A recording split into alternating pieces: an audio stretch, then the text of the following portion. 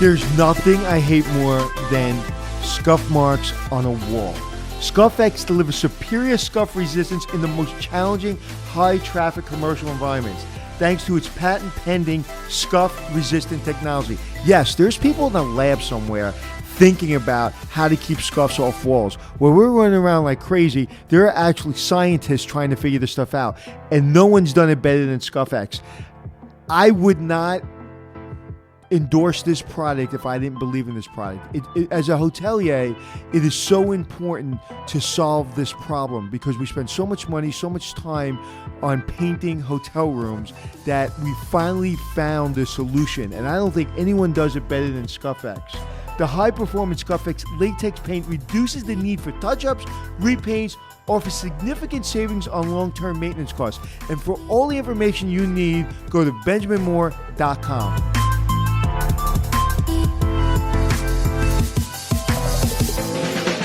It's checking in with Anthony and Glenn, teaching you to be the hotelier that you wanna be. It's checking in with Anthony and Glenn. Anthony! Did you ever work in a hotel, Glenn? I never worked in a hotel in a day of my life, but I did work at the Gap. You did. So you're going to ask me questions about being a general manager. Well, I'm going to ask you questions about a general manager, but not in the typical kind of asking questions in a general manager. I found this really fun thing on LinkedIn from a hospitality consultant out of London who put together the way he spends his days, and it's 24 things throughout the day that a typical general manager does. His name is Mehmet Furman Dogan. I want to give him full credit there. I think this is a fun list. Mehmet Furman Dogan, M-E-H-M-E-T. Mehmet Furman Dogan. What's his name? Mehmet Furman Dogan. Very good. I didn't Volkswagen use that as a campaign line? Farfignugan, Mehmet Furman Dogan. Remember that? No. Before we talk about that, let's talk about the great general manager of the hotel we're in. I thought you were going to go into that Salt and Pepper song. Let's talk about sex, baby. Let's talk about you. Yeah, Colin Grady, man. Love that guy here at the Garden City Hotel. Grady Collins, sorry. I don't know why I said Colin Grady. We've been recording too much today. Love this hotel. Hey, guys, fall is coming. Be sure to check out here. That speakeasy should be open any time now. Come and have a drink with us. Maybe you'll catch us recording. Enjoy a meal at the Red Salt Room, or just watch Anthony spin around in a chair for an hour or two.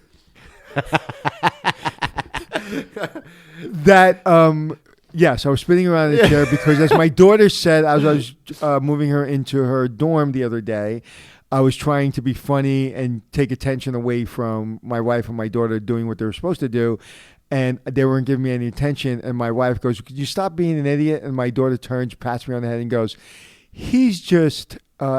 What did she say? You're just. Oh my God! I forgot what she said. As I was telling you the story, Yeah, good one. I forgot what she said. But he just has extra energy. Basically, she said, and she just looked at me like a 3-year-old son. He just has extra energy. Oh no, she said exactly these words. Yeah. He's just overstimulated. So as I'm sitting here spinning in a chair, I'm just overstimulated. Yeah, for sure. Well, let's keep you stimulated right now. So, the 24 things you do in your day. Number 1, beat the employees. Wake up at 5 or 6 a.m. You're asking me? Are these things that you do? This is the things that he says. If so, does this daily schedule resemble yours? Wake up at 5 or 6 a.m. 6 a.m. Yep. Work out or get kids ready for school? Maybe both? Neither. I don't get my kids ready for school, and I don't work out before I work. Before you work? Okay. Yes. When do you work? When my you do children you always got themselves ready. Usually at night or usually on the weekends. How does that help you be a better general manager? It prevents me from wanting to beat people with a baseball bat. Right. All right. Excellent. Number 3, check your emails on your phone. Constantly, probably every time I'm in between meetings or in between a conversation. One of the things I never do is I never look at emails while I'm trying to talk to someone. All right. Number 4, eat breakfast, I guess. Then I actually always ate breakfast as a general manager. I don't eat breakfast as much anymore. I actually go to about 1 o'clock without eating because the trendy thing now is this, this fasting. Yeah. And it actually is helping me with some issues I'm having. So I don't eat breakfast in the morning all the time. But as general manager, I always ate my breakfast. Well, the government tells you, Anthony, that breakfast is the most important meal of the day. Yeah, and I always thought that, and I always told my children, but I don't know if I believe that anymore. I believe that probably is a creation of the cereal manufacturers. That probably, It's probably true. Right. I mean, the whole food pyramid is a scam based on what the food industry wanted, Really? right? Yeah. Oh, yeah. That's true. That's true. Yes. Yeah. All right. So check voicemails and emails at the office when you get there at the hotel. I never start my day without making sure my emails and my voicemails are empty, and I'm 100%. So I always get to the office about 45 minutes before I really need to be at the office. Then walk the property and interact with your staff. 100% of the time. Attend morning stand-ups or briefings. 100% of the time. Then respond to TripAdvisor and social media reviews. Someone on my staff will be doing that, yes. And when you were a general manager, that probably wasn't as much of a thing back then, or what?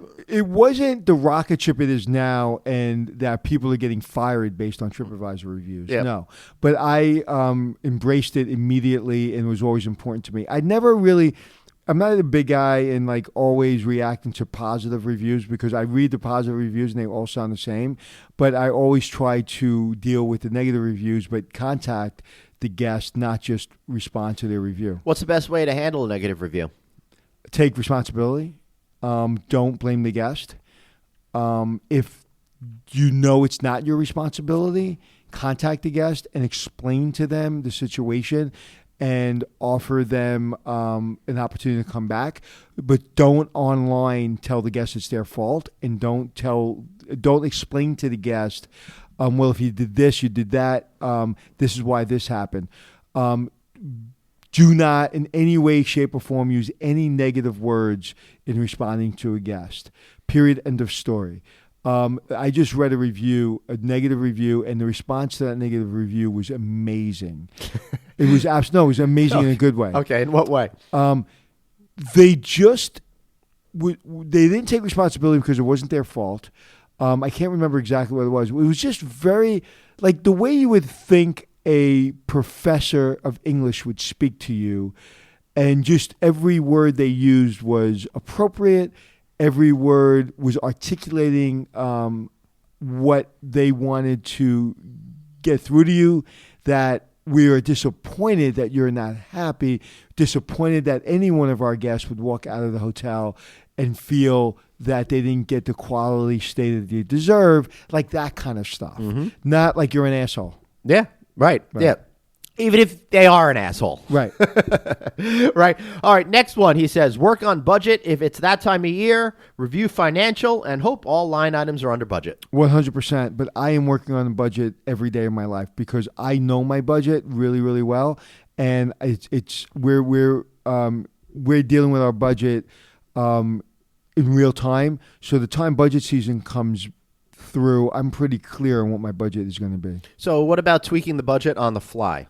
Oh, you have to, 100%. But again, if you don't lie to your owners and give them an inflated budget, you will meet your budget. I've said before, I've never missed a budget. If you say like this year coming up, everybody's saying it's going to be 2% RevPAR growth. I think it's going to be it potentially could be a 2% RevPAR loss. I'm not close enough to it in the city. I'm not dealing with it every day like I used to. So I don't know the answer to that question. Right. But if I sensed it and I felt it and the numbers were telling me that everybody's kind of overinflating it, I would build my budget and fight for my budget. And so in May and June, I don't have to lay people off. And let me always give the disclaimer. What Anthony is talking about is mostly what he feels his reaction is to this particular market in the New Yorkish area, where you are might and probably is a little bit different. In the hotel industry, you have a way to aggregate everything and lump everybody into the same category. But as you know, it's a street corner game. All right. Then hold department head meetings at least once a week. 100%. Great. Then after that, prep for a board/owner corporate meeting or whatever you might need to do if that happens. Absolutely. Then he takes time to go to the bathroom. No. No time to pee. I have a bucket underneath my desk. That's dedication. You're weak if you go to the bathroom. Yeah. All right.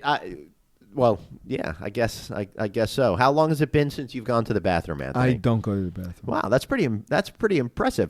One day for the week. One day he's time. just going to explode. It wastes time. Eat lunch at your desk. Never in my life will I eat lunch at my desk. I take an hour outside the building.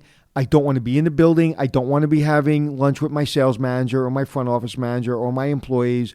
I need an hour. I'm an intense individual. I need 1 hour away from the hotel, away from people, and I go sit in a restaurant or sit in a park or sit in my car or I walk or I 100% will never sit in my office and eat my lunch. I'm much more of a eat at your desk kind of a guy. I am. Even when I'm home, I leave my house, get in my car, and go. I can't. I need to get away from my environment because I'm intense. Right. And not only that, but I think if you do, and I'm not saying And I think people need a break from me. I don't think eating at my desk, for example, for me, is actually the right thing. I get all caught up in the cycle of work. I think if you go away, then you come back recharged and healthier. And I ready will to not deal with take shit. 40 minutes for lunch. I will not take 30 minutes for lunch. I will take 1 hour for lunch, period, end of story, all the time. Beautiful. Then he says, after lunch, read hospitality literature to keep up on trends, or I would add, listen to the Checking In podcast. I would. I read away from the hotel. I don't waste any time when I'm working to read about the hotel business. I do that on my weekends or when I'm traveling. I think commute is a great time to do that. I think it's a way. If you're sitting in your office reading a magazine, I don't care if it's a hotel magazine, I think that sends the wrong message. Yep. Then inspect rooms. Yes. Once a week, I will always go upstairs and I will inspect rooms. I think it's important that every single one of your supervisors has on their checklist for the week to go up and inspect at least 3 rooms. I would inspect 1 or 2 or 3 rooms a week, sometimes more, sometimes less, depending on how I feel about the housekeeping staff, what the reviews are. But you have to go inspect rooms. When you're working in the hotel environment as a general manager, how often should you have gone to every single room in that hotel? Well, before it opens, if it's an opening, the night before I walk every single room. Literally walk every room from. I remember doing the Staybridge Suites in Times Square. I started at 5 o'clock in the afternoon, and I went to 2 o'clock in the morning and looked at every room. And thank God I did, because the TVs didn't turn on by the remote control. Wow. DirecTV was the first time DirecTV was in a hotel environment, and I was told by my assistant general manager that everything was fine. And I went on, and every single one didn't work. So we had to do a workaround for the first 6 months. But thank God we did, because once the hotel opened, could you imagine what the reviews would be if the TVs didn't work? Right. Wow. So you don't just take a look at the room. You have to make sure that all the light bulbs are in, that everything works. Yeah. And there's a way when you're setting up your inspections for your supervisor of housekeeping. There's a way to look at a room. You split it into 2. The first way you look at a room is you look at everything that has to function. So the light switch, the remote control, the toilet, the shower. So you inspect those things first. Everything that has some kind of use, anything that has to depend on some kind of mechanical function, then or equipment, I should say. Then you inspect for cleanliness. Is the carpet dirty? Does the air smelly? Are the shades dusty? Is the bathroom have a grouting issue? You have to split the 2 because your brain can't comprehend 1,000 things at a time. You got to have a list, is my guess. You have to have a list, but I don't use a list myself. But my supervisors do. They have to fill out their checklist. But what happens is when you have a list, they fill out the checklist like this. And what I'm doing is just waving my hand. It's like, check. Right. So if you give them a plan of breaking it into 2, you won't believe how much that helps, because going into a room, one of the things I do to train people is when you're going into a hotel room, don't open that door. The inspection started already. What are you doing opening that door without inspecting the door? Right. The door frame, the carpet outside the door, the peephole. The room number. The room number. So you just inspected you opened the door and walked in. You have to inspect the room, which means start at the door. And then again, don't worry about the smell in the room. Don't worry about the carpet. Worry about are the lights working, the remote control. Then when you're done with that, then you start working around the cleanliness. Now, this hotel guest says the most important thing to do is make sure that the clock radio has the accurate time because 8 out of 10 rooms don't, and it drives me nuts. I think 12 out of 10 rooms don't. Excellent. Next on the list is do department open bills and hope for no surprises, especially when it comes to utilities. Yes. If you have a small hotel, yes, you're opening up your bills and you're making sure there's no surprises. And you should know, kind of like at your home, I know what my credit card bill is going to be, my con is, and you kind of know. So yeah, there should be no surprises. And if there are, that's an opportunity to find waste. Right. Yeah. Opportunity. What's a good example of finding waste? Don't say looking across the table. Well, I'm laughing because I want to tell a story, but I think I told it already, and I think it may waste time, so I may come back to it. But like leaky faucets, right? All of a sudden, your water bill is out of control. Like your air conditioning is out of control. That means your engineering software is maybe not working. When people walk out of the room, the air conditioning is not going down to 72. It's staying at 68 at the setting that your guests set it at. It's not shutting off the lights. So those kind of things will show up if you know what your bills are supposed to be. And again, every month is different, hot months, cold months. So you have to know your bill's cold. You should know within 3 or 4 months when your bills come in, I don't care how many bills you have, you should know kind of the range that they're supposed to be in.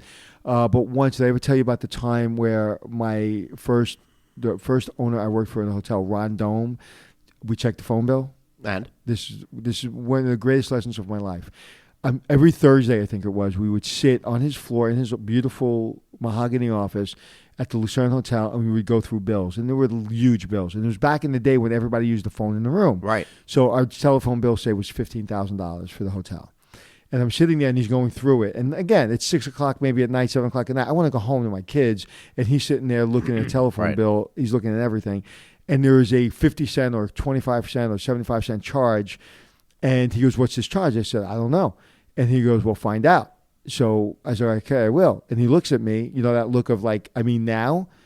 So I said, "Okay." So I get up, I go to my office, I inspect it, figure it out. And I pressed 0. You know when it says press 0 to dial directly or whatever? Right. That costs you 75 cents. That's insane. Back in the day, it cost 75 cents. So I go back to his office and said, "Sir, it was from my line. It was me. I must have pressed 0 for the phone to dial direct." And he goes, "Is that how you're going to waste my money?" And I go, the first thought is it's 75 cents. He goes, "Why would you waste my 75 cents that way?" And I said, "I don't know. I apologize. It will never happen again." Mm-hmm. And he said, "I'm really disappointed that you would waste my 75 cents. Wow.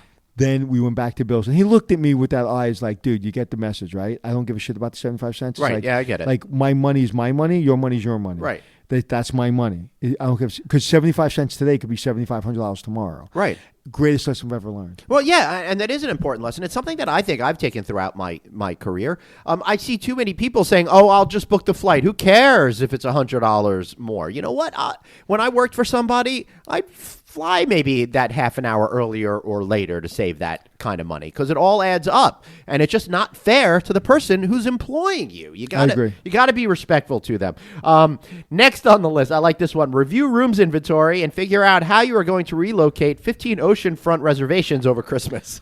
Well, your front desk should be dealing with that. Your stand-up should be dealing with that. Your department head meeting should be dealing with that. So, like, one thing that comes to mind is over Thanksgiving, how many cribs and rollaways do you have in the house? So that conversation should come up in a stand-up somewhere where the department head should say to me, "Hey, Anthony, Thanksgiving's coming up. We've already ordered 37 cribs from, the person down the block, and we've ordered 20 rollaways, or we don't have enough rollaways, and we called the rollaway company, and they don't have enough rollaways because everybody else is ordering them. What do we do? Well, should we buy some? Well, we can't find any. Can we borrow some?" Whatever you need to do, you need rollaways and you need cribs. And I can't tell you how many times in my early career that you run out of rollaways and cribs during a holiday season. And when you're on vacation, you want your children Right. to not maybe be in your bed because you want to try to enjoy your vacation, and all of a sudden you're in a queen size bed and there's 4 people living in that bed with you.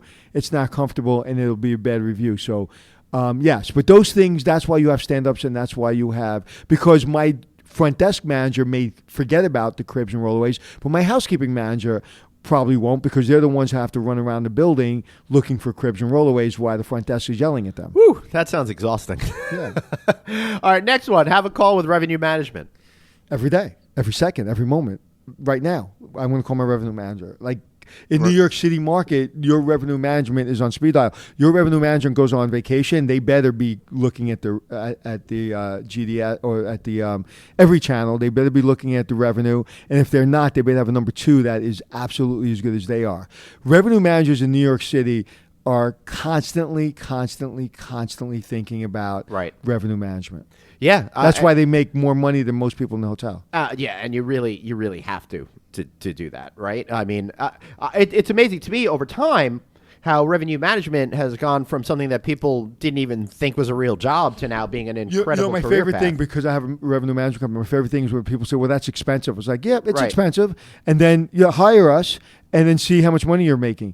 And then they're like, well, we made $50,000 this month. Yeah, so is it expensive anymore? It's ridiculous to me that hotel owners want to cheap out on revenue management and revenue managers. It's crazy. It's one of the dumbest moves that you could do. And hey, if you're a revenue management out there, let me give a shameless plug for a friend of mine out of Singapore who's created something called therevenueleague.com. Go check out therevenueleague.com. This is not a paid advertisement, but it lets you revenue managers compete against each other. Did you send that to me?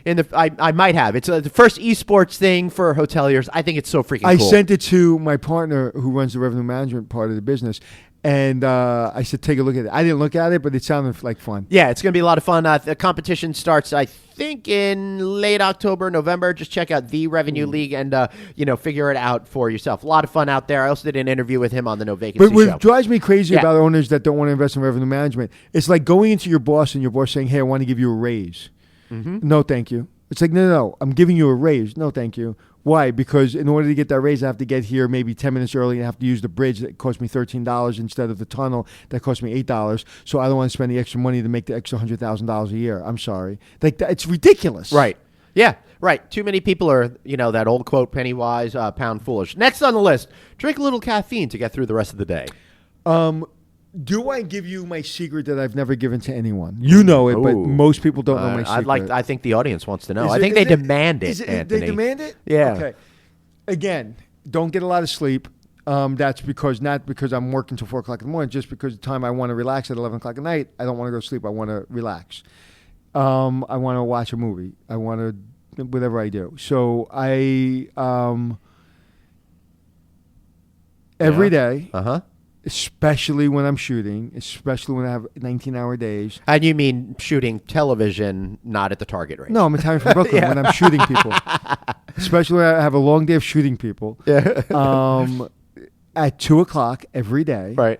I've never said this out loud before, I take a 5-hour energy He has drink. performed it in dance, though, for me. Right. 5-hour energy drink every day at 2 o'clock. Now, why 2 o'clock? Because I get tired after lunch. Yep. Now, what's very interesting about my 5-hour power, or my 5-hour energy, and this is not a commercial for 5-hour energy, although my agent called them a couple years ago and tried to pitch me as one of their spokesperson, and they said, no, thank you. He has too much energy for us. Oh, my God. I was like, I guess, all right. Big fan. And my heart doctor says it's perfectly fine. It doesn't give you a heart that's attack. good. Unlike that other stuff. He goes, 2 or 3 glasses of cups of coffee is a lot worse than one of those 5-hour energy. Or as far as caffeine in your body. So I take one at 2 o'clock, but I cannot eat after I take it. I always eat first. Matter of fact, this morning I was feeling a little sluggish, and I knew we were going to do this, so I actually ate our breakfast, and then I drank one. And I only usually drink one a day, but I can't eat afterwards. So when I first started taking them, I would take it, then I would eat, and I'd be more tired. So I learned I can't eat chocolate. I can't eat anything for about an hour after I take it. or I'll feel sluggish. But if not, and it doesn't get you hyper like the other crap, it just makes you feel like you just woke up. It gets you back to just getting out of bed. And there's a commercial that actually shows that it looks like he's just in the middle of the day, like he just woke up again. And that's perfect. That's exactly what I feel. I never feel jittered or anything. So that is my caffeine. I'd like that. I think that's pretty great. Next on the list, only two more. Wine and dine your fam tours. Did you ever have to do a lot of that kind of stuff? I let sales do all that. Like I have employees. I don't have customers, right? I don't have guests. I have employees. So if my sales manager says to me, and now again, if I trust my sales manager, I respect my sales manager, which most of the time I would, then if she tells me I need to show up, I show up. Right. If she tells me to go on the roof and jump off, I do it. Right. But only if she invites me will I do that. I will never impose my will on a salesperson and say, I'm going to come and wine and dine your fan people. If she said, Anthony, it'd be nice for you to come and hang out and we need you for 5 hours, fine. I need you for 3 days, fine. Whatever you need, I'm there. But so I don't do it regularly. Again, you're talking about, I think this gentleman's probably running a very small hotel. Right. I think so too. And if you do not know what a fam tour means, it really means a familiarization tour. It's a tool that's used for journalists, travel agents, other people of influence and sway to get them familiar, comfortable with the property, to know what it's like, so then they could share that hotel story. And general managers love fam trips when they first open the hotel. They hate fam trips a year after that because they feel like people are taking advantage. And I love them as long as the people on the fam trips are real people. Right. A lot of people Right. have a IATA number. You know what an IATA number is? Yes. It's a travel agent number. The that you have to International have. Association of Travel Agents. Very good. Thank you. And once they have an IATA number, they think they're a travel agent and they're trying to get free stuff. So we tried to get rid of those people. The other group that tries to get free stuff all the time are bloggers and stuff like that, who have an overflated sense of what they're. Yeah, but it's very easy to figure out if they're legit. Oh Look yeah, at their Instagram. Totally. I have one acquaintance on Facebook. She does a PR for a 5-star hotel in Manhattan, and every day she's putting up stories on there about the people who want something for nothing, and then when they have nothing to offer, they just basically want something for free, and then how angry they get when she won't give them, $1,000 a night hotel room for free all the time. Right, yeah. Nobody gives anything for free anymore, except there's one hotel in Vegas that I won't call out, but every time I go there, they say my money's no good. So it's my favorite hotel in Vegas, and they take care of me like a king, and I just love it. Well, if you got to tell me who that hotel is, and get me in on that one. Well, because I showed you the tour of it. Actually, their hotel in New York, I'm actually going to on Tuesday. I just came back from it the other day for a meeting, so I use their hotels. They have 3 big cities, and I use their hotels all the time. Not related to that at all, but did you just see that MGM Resorts purchased 50% of Seidel? What do you think? Of course I saw that. I was very excited because they own the hotel I'm talking about. Right. And I was very, very, very excited about that. Great move for MGM Resorts over there. One of the issues that the casino businesses have is the maturation of casino gambling in the United States. No new jurisdictions to open up these fancy properties. They're looking at non-gaming entities. This is a great solution. But their revenue in Vegas, it's not coming from gambling anymore. It's coming from food and beverage and entertainment. Right. Only 40% of their money is coming from gambling. And some hotel resorts, casinos, it's actually lower than that. It's also coming from bullshit resort fees, which I can't stand. Are we going to talk about that now or the next one? I think we'll save it for another episode because we're already getting close to the end I think the time we should spend on this particular episode. Last thing that this gentleman writes is get home late and explain to your spouse why you had steak and lobster for dinner when he or she had a tuna on wheat from Subway. Yeah, you don't ever explain that to them. You never ever tell them you had lobster. You never tell them you had this great dinner or Right. You never do that. I never tell my wife anything. Listen, at the end of the day, if I'm having lobster for dinner at the hotel, I'm working my ass off because that means I have a client that we need to close, and because my sales manager asked me to do that. So I'm not. What I will do is I will at the end of my day, specifically and only actually at the Algonquin Hotel, Right. every single time or almost every single day, I would go to the lobby because it's the greatest lobby in the world. I would sit in the lobby. I would get a Johnny Walker Blue, Wow. double, That's fancy. and I would drink it. every single day. Wow. Nice. And only one, but I would do it every day. Only one. You mean can't say every I don't day. know if the double You know what? counts as I've one. actually exaggerated. It's not every day. It was like maybe twice a week. Right. But I would have to, like, when I wanted it, I wanted it. Yeah, I love blue. Johnny Walker, if you want to sponsor us, give us a ring. All right, so let's kick it out to you guys out there that are listening. Does this sound like what your day is like as a general manager? What are some of the things that you do that we might not have talked about? So let me give you a 30-second. Yeah. All those things are, yes, you do, whatever. But let me tell you what really happens. You walk in, there's Yes. already somebody at your door. And they're saying, last night we had a problem with room 2713. We didn't have any rooms. The toilet overflowed. The guest is pissed off. We walked them. They're coming back at 9 o'clock. They want to talk to you because they hate you and everybody else. We had 3 housekeepers call in sick. So my front desk clerks are cleaning rooms. The supervisor is really pissed off at the front desk manager because yesterday the front desk manager didn't tell them they had any early check-ins, so they're really upset. The sales manager is really pissed off at the revenue manager because the revenue manager is not letting them take a group that they want to take in October that they really, really need to take to make their bonus. And Right. Everyone hates you. How are you today? Yeah. Every Again, general manager that just heard that is literally peeing themselves. I'm sure. I'm absolutely positive you are 100% correct. I love it. So before we wrap up today, again, just send in your thoughts on this. And one thing that we really love is the great support that we're getting from this community as we continue to build such a great community of hoteliers and fans of the hotel industry and just career-minded professionals. And if you give us a 5-star review on iTunes, not only will you win our unyielding love till the end of time, but we will read it on air if you write a review as well. And we got one here from C. Trippy, who I think might be our friend Christine Trippy over there. She says, passion changes everything. A little line from Anthony. I love the passion Anthony and Glenn have for working hard and playing hard. Listening to this podcast, you'll learn, stay informed, and laugh out loud. Thanks, boys. That's really nice. Oh, thank you. And that is from our friend. I think so. Beverly. And I hope it's not laughing at us. I hope it's laughing with us.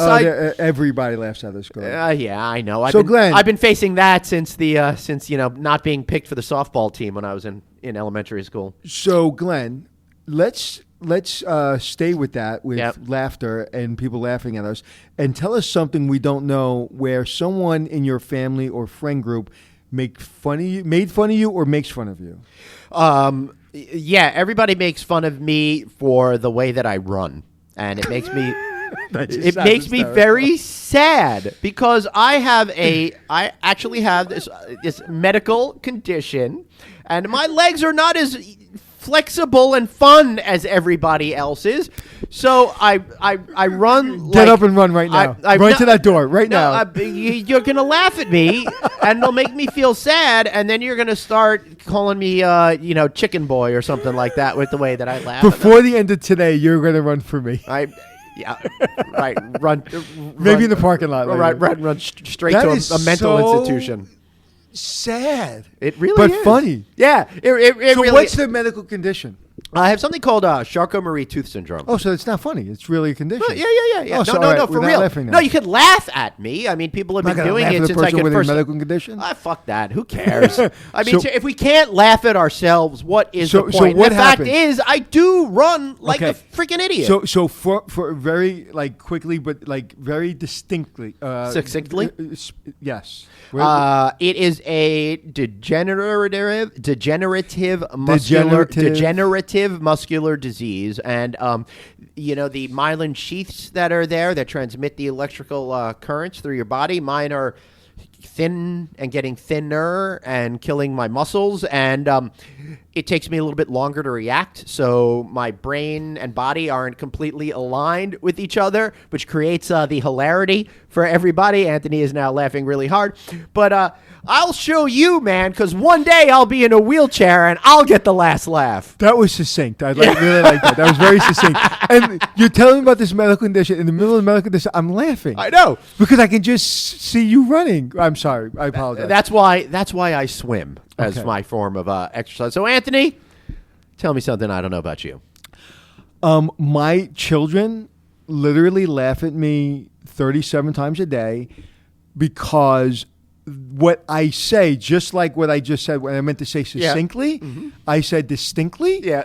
I do that a lot. And it's not that I don't know the word, because I knew the right word to use. Right. But my lip is moving faster than my brain.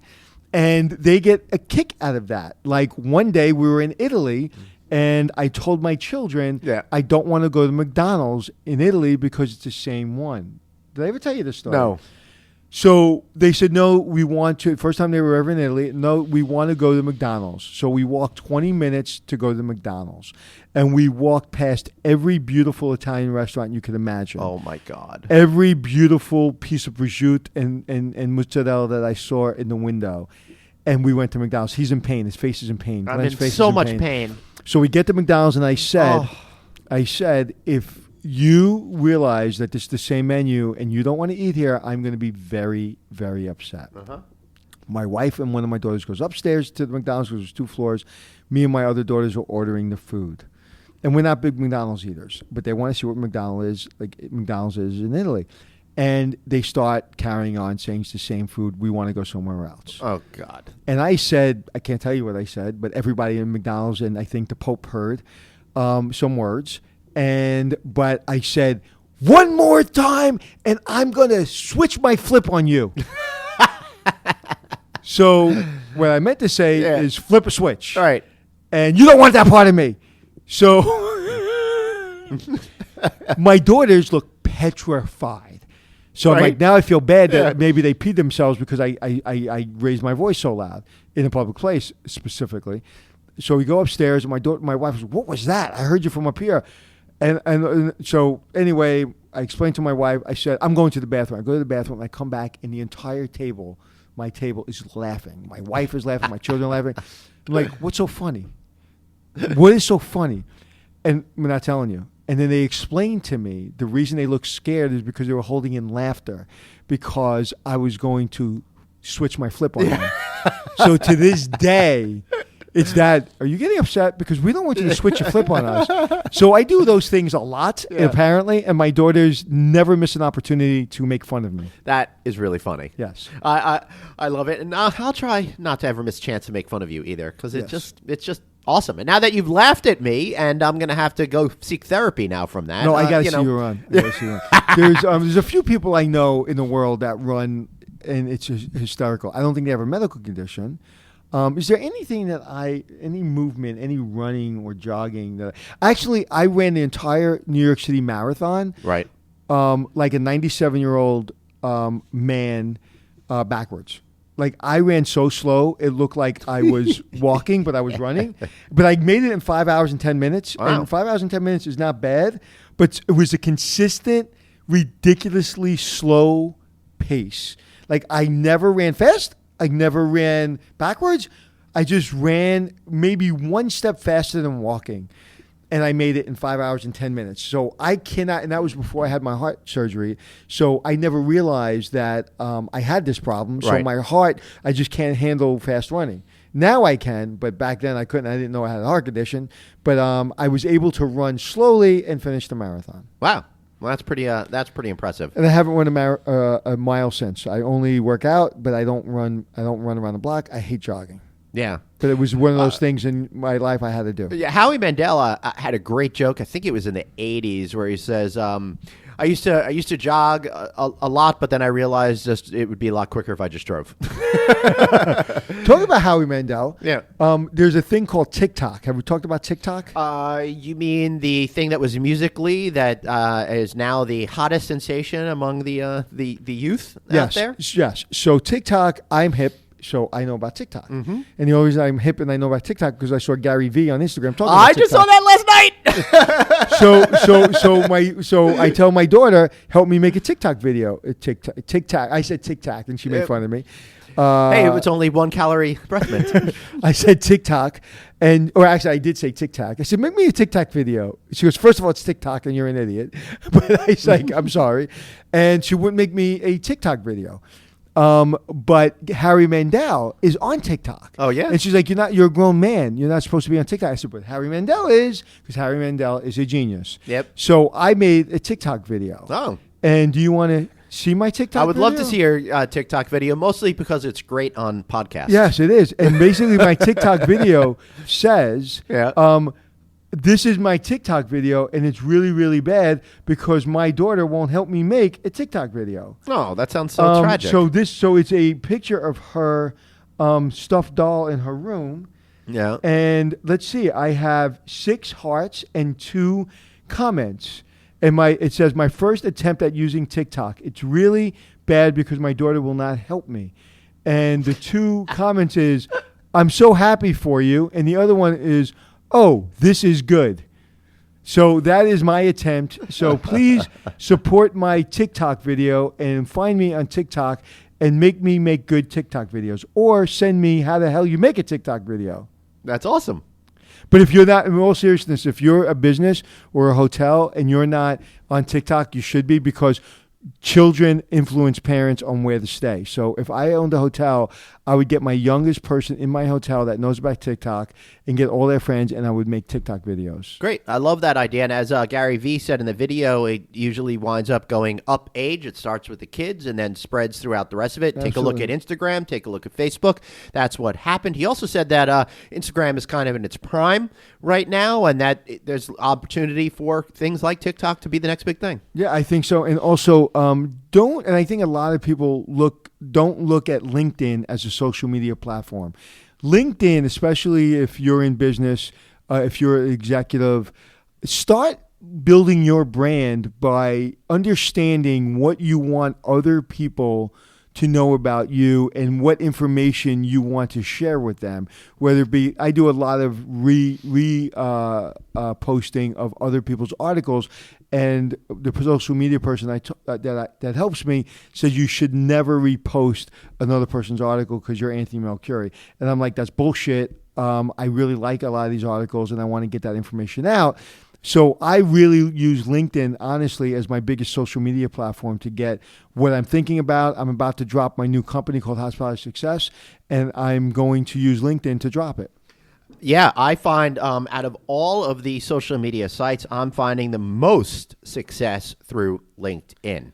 Right. I mean, for me as a business-minded professional trying to connect with other business type of people, for my help in building my no vacancy business and getting the word out here of checking in, and Anthony and Glenn and all of that, it's absolutely fantastic. I put up a video with my friend, colleague Bruce Ford of Lodging Econometrics yesterday afternoon as we're recording this on a big merger that happened in the hotel business. I've already got over 3,000 views on this video. So LinkedIn's a great source for getting the word out. That's for sure. So where can we find you? You can find me at Traveling Glenn on LinkedIn. Of course, it's just Glenn Haussman. Join me on LinkedIn. Say hello to me on LinkedIn. Connect with me on LinkedIn, and let's get to know each other. Anthony, how can we find you? You can find me anywhere you want to be on the internet at Anthony Hotels. Great. So for Anthony Hotels and me, Traveling Glenn, thanks for checking in. It's checking in with Anthony and Glenn, teaching you to be the hotelier that you wanna be. It's checking in with Anthony and Glenn.